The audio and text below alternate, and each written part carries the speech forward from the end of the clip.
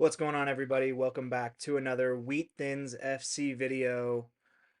We got some rewards for you today, which is a rare sight for me in the last 3 weeks. So, super excited to share that with you all.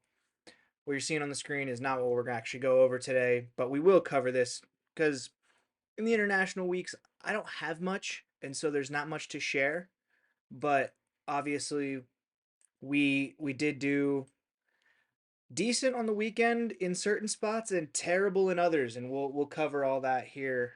But the first part is 16th in under 23 classic, and then we're going to get 4 boxes. So let's quickly just go over how the results went. I'll be fast, and then we'll get to the card, and we're just going to do it like this, but we'll do the claim your glory because it's all good for that one reward, and then we got 4 relegations, and this is what really hurts. Out of Div 1 La Liga for one of my teams. Ouch. Out of Div 1 for under 23. Out of Div 2 for my classic season Prem. Out of Div 1 limited for Bundesliga. So not a not a great week. There's just not a lot to say there. We'll get into it in a second, but I really want to open up this card because we got a tier 1 limited card. And really quick, we're just going to jump into the prize pool because I want to show you guys what we could be winning and what I think I would love to have for the under 23 limited gallery. But you'll see here, we get screwed with a DMP from Dwight McNeil. That's why we get relegated there. We get a box here with the full stack, well, almost full stack plus Kulisevsky for our other limited. Nothing else happens there. We get a DMP on Lamine Yamal. I had no idea he wasn't going to play. Obviously, Barca lose 1-0. Lewandowski, you tell me, was he offsides? I don't think he was, but it doesn't matter. This lineup did terribly, other than Pena, who actually gets 65 points, but not good enough. Similar here. We actually score 300 points. We just don't get any decisives, and that's what, really matters in this game. Joao Palhinha is not the right pick in the midfield. We might need to address my Bundesliga stacks here in uh, in a little bit, but then we get another box here for Champ. We played Julian Alvarez as the captain in Champ uh, Div 2 for limited, not rare. We're also losing Eder Militao for the rest of the season. He's probably not back until next year. We got to figure that out because that's really going to hurt. But Bentancur, 107. We do terrible here. Rodrigo also hurt. Doesn't help. Aguirre Zabala, no clean sheet away. No decisive again for Nico Williams. It seems like since I picked him up, he's been terrible. Nuno Menj doesn't even play. So obviously we get relegated there. And then this is the smasher lineup. Florian Wirtz, Atabolu, Vinicius Jr. with the hat trick, Jude Bellingham with the goal and the assist. We don't even captain the right guy, and it doesn't matter. I think we would have won the entire thing. We were 50 points away. Actually, so sorry, I apologize. We would have been in third place. We were 40 points higher with Gvardiol, and then they gave up the 2 goals because they had the clean sheet going. But either way, we're okay. We can't complain about 16th in Div 1. That's fantastic. So here's what we have to pull from. Would love a Savio to go with my Man City stack. I think that's fantastic. I would love Nico Williams, even though he's not doing well for me right now. I would also really love Moises Caicedo. He's just been killing it. I have a Paco. It's just not an in season. I have the classic version, so I don't need him. We also don't need Xavi Simons or Benjamin Sheshko. So really, we're looking top here. Rico Lewis, Ryan Cherokee, Gabriel Peck's not great because he's just not going to play after the next few weeks or whatever. But that's what we're hoping for. I wouldn't hate getting a Jorgensen. I don't have a limited Nuno Mensch, so that would be fine. I would take a William Saliba or an Endrick as well. We're really trying to keep it within the champ rate frame.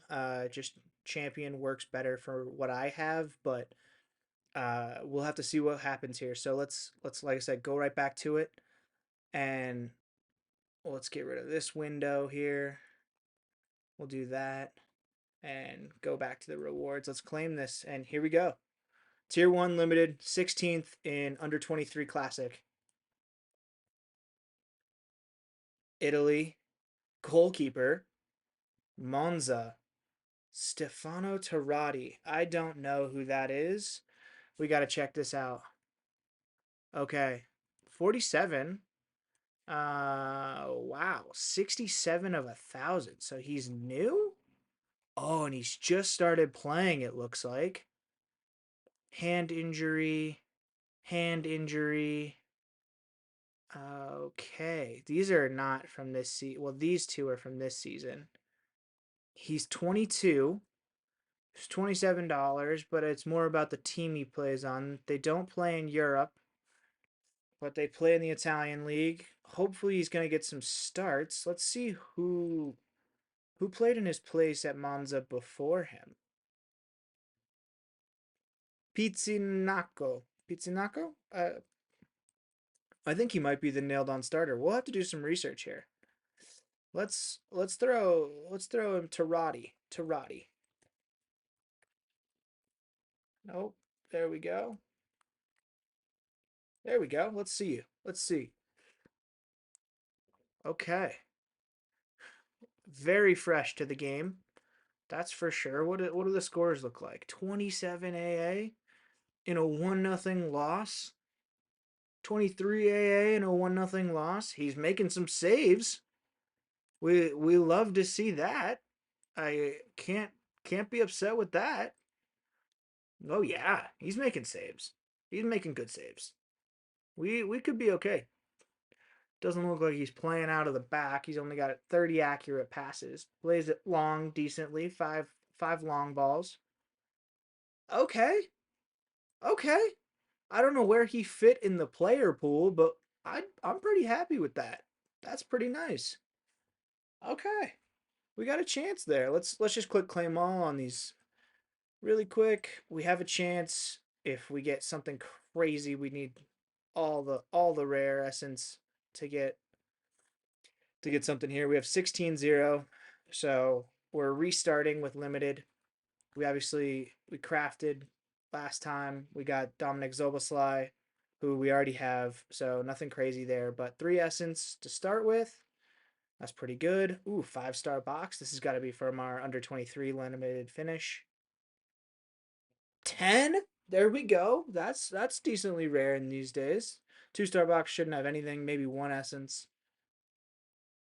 Double level up. Actually, low key, really good for me right now. I got a lot of cards coming into level 17 limited right now, and we don't have to go over that. We'll do a gallery review maybe, and I'll talk about it. But I'm saving them until they hit level 17, and then going 18, 19, 20 with all of them.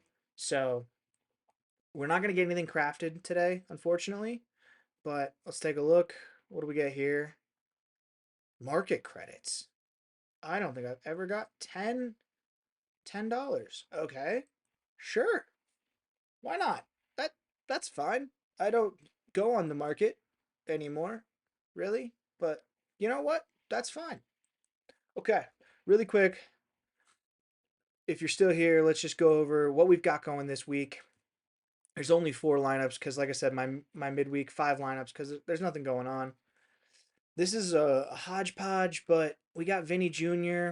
and Ederson, who probably nailed on starters versus Venezuela.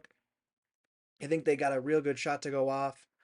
Obviously, this is a World Cup qualifier for Heung-min Son against Kuwait, so we captained him. He's back from injury. He always seems to do well for his country.